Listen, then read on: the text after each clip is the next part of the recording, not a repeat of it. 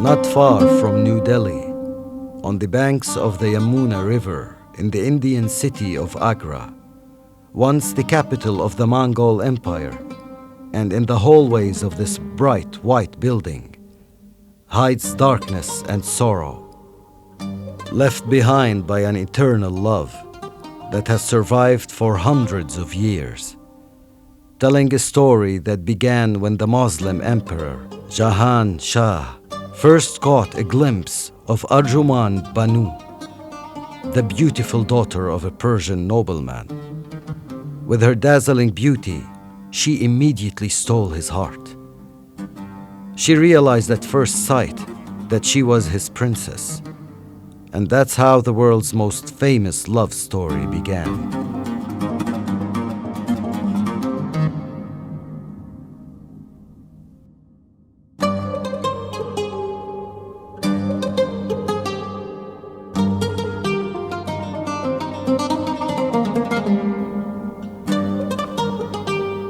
In 1612, and in spite of being already married, Emperor Jahan married Arjuman Banu after a 5-year engagement. The couple finally united under one roof.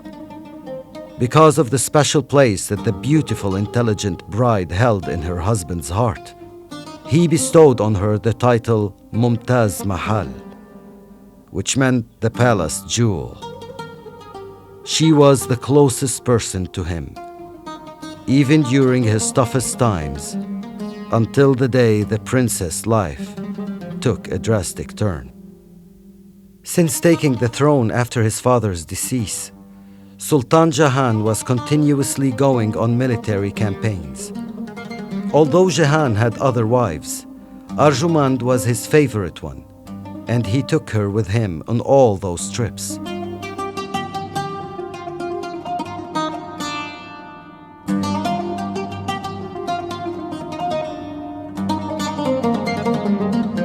She liked sports and combat on elephant back. They had 14 children together.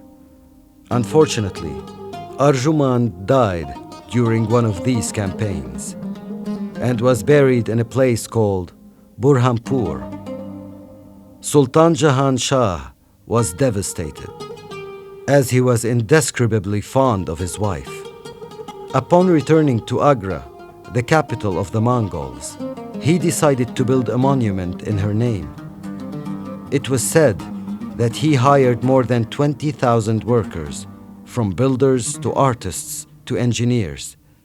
The Shah was more than an ordinary engineer.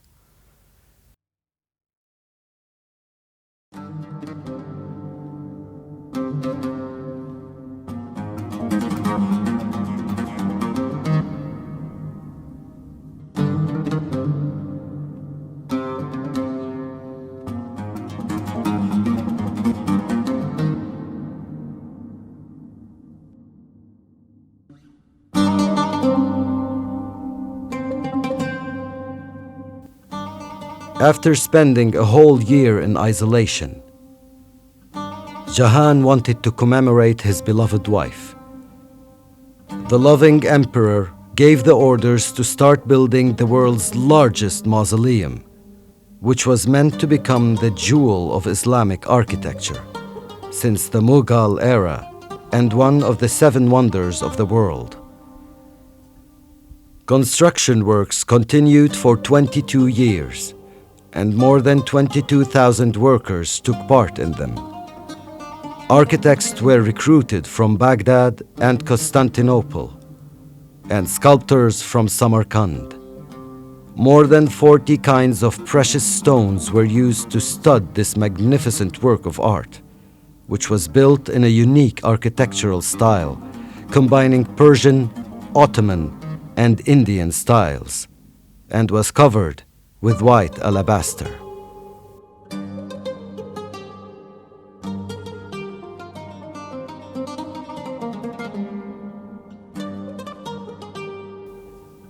The shrine was more than a mausoleum. It consisted of a huge complex and was surrounded by vast gardens. It also included a rest house and a mosque. Access to the gardens was through an entrance building, which also had beautiful architecture, as did the mosque. The entrance building and the rest house. There are wards on both sides of the garden, all built in red sandstone, except for the mausoleum itself, which Jahan Shah chose white marble to build it with, and was inlaid with other precious white stones, like turquoise.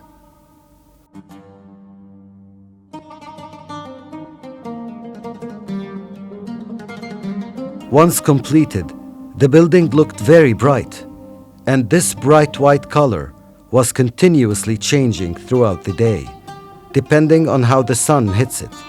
Sometimes the white building became light blue. Taj Mahal is considered to be the pearl of Islamic architecture. Classified by UNESCO as a World Heritage Site in 1983. It is a unique architectural gem.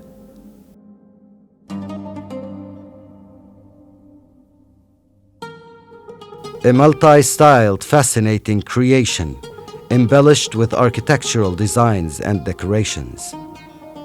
The building still flaunts the elegance of its architecture to the whole world. With the Mongol style, the land is square and the dome is onion-shaped.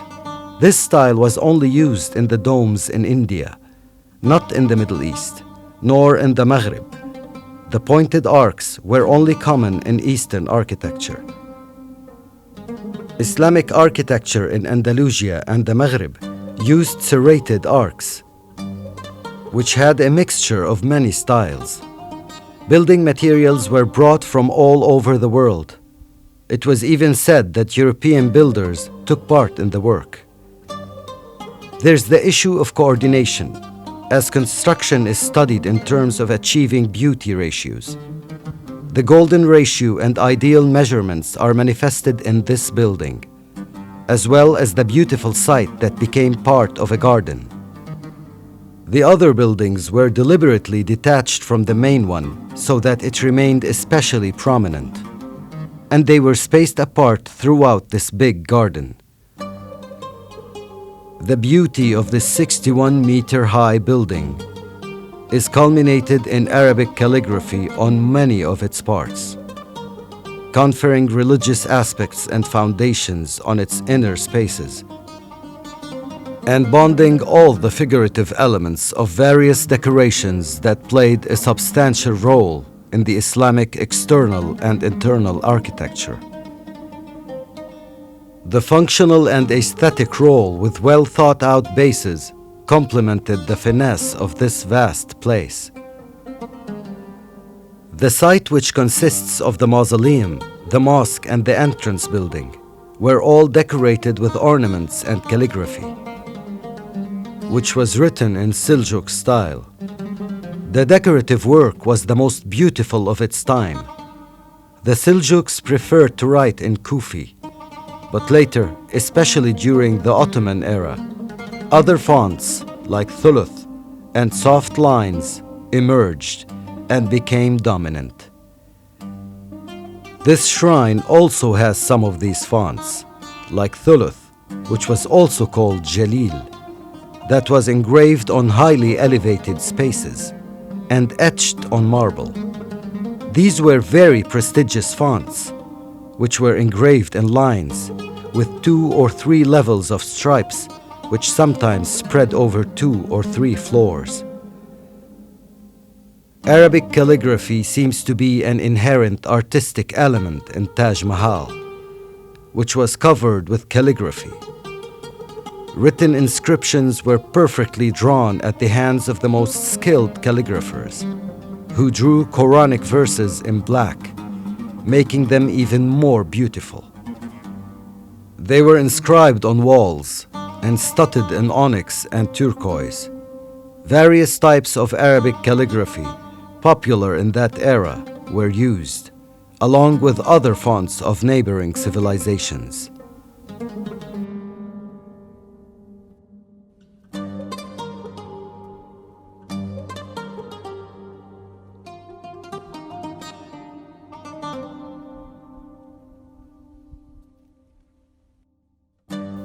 Naturally, all the texts consisted of Quranic verses, like Surat Yasin, usually read for the deceased, given the fact that the site is a mausoleum, which the Shah used to bury his wife and children.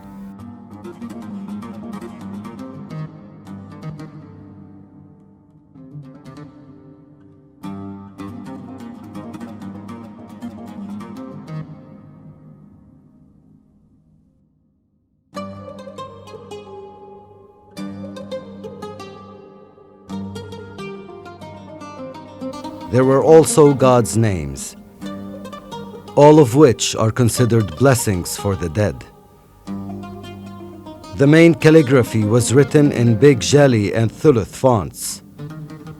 At the time, the neighboring Safavid state has already mastered the Taliq font, which the Iranians call the Nastaliq, but the dominant and common calligraphy remained to be done using Jali Thuluth or Jalil fonts. This is also where the ratios were derived from when choosing the tape, and the handwriting itself. Although the identity of the calligraphers remain unconfirmed, the writing itself was considered to be the best of its time and age. Even non-Muslims are fascinated by these writings, and in such a vast volume, which was not exaggerated.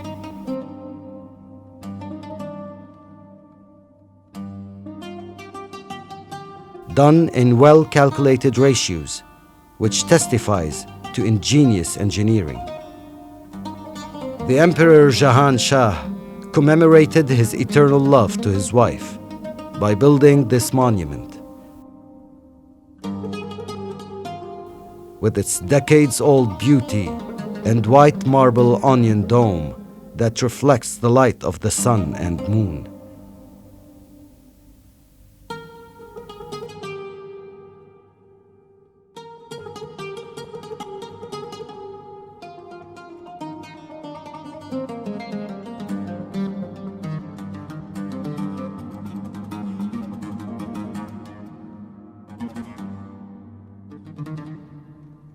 Although there are many buildings that the grandfather Taimur ordered to be built in Samarkand, the Taj Mahal remains the jewel of all of them. Situated far from the hustle and bustle of New Delhi city, and still attracting millions of tourists every year, to witness what remains of history's most magnificent love story.